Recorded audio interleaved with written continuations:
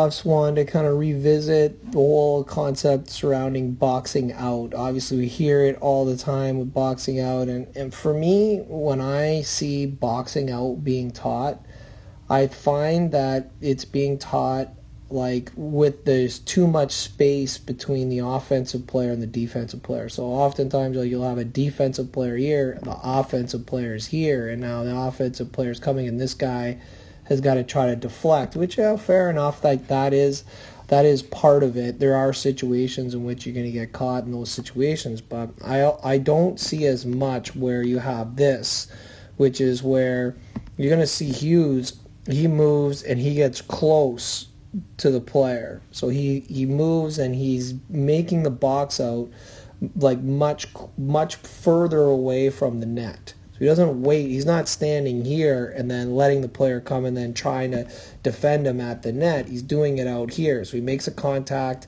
early so that he's able to find that box out, and then in this case he creates outstanding transition. This is another example here. You're going to see this guy, as the play is coming, he's going to go and meet him and box him out before the player can get into a good position. It's an excellent box out, pushes him behind the goal line.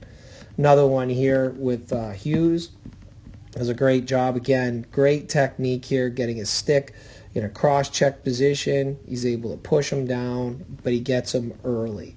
This time, you'll see Hughes get over, and he makes an early contact, pushing him, and he ends up going behind the net. This one's an excellent one with this San Jose. So these guys are in a 2-on-2. So you'll see here and here, these guys are going to get a push in. So this is great because they get a push in. Now normally what happens is that when this case happens, this guy will then just leave when the puck leaves. But he doesn't. He kind of stays with them, right? He stays with them. That allows him to continue to box him out. Player never really gets back to the net front. Outstanding job on the box out. There he is again.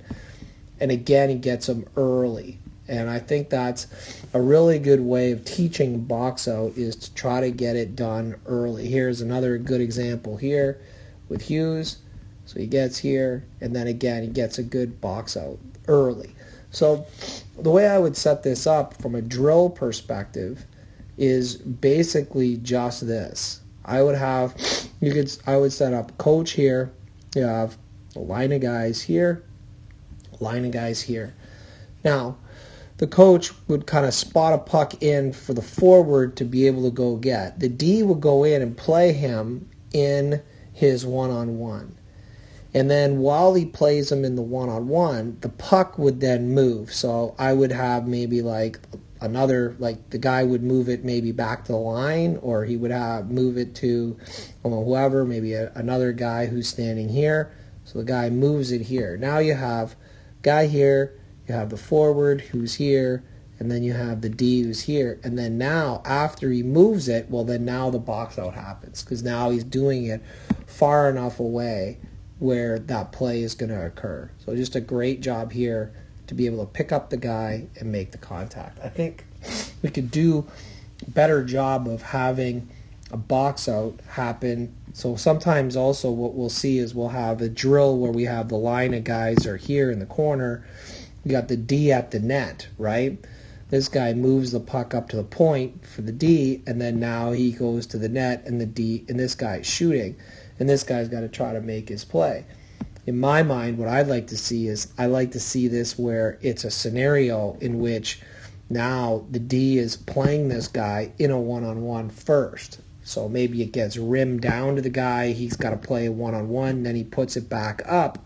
Well, now the D is there, he doesn't leave him, he keeps his back pointed towards the net, and now he's able to get his stick and deflect, push the guy below the goal line, if at all possible, or push him up, but really kind of maintain that, dot line and not allow the player to go by. I think that those are great ways of teaching a box out.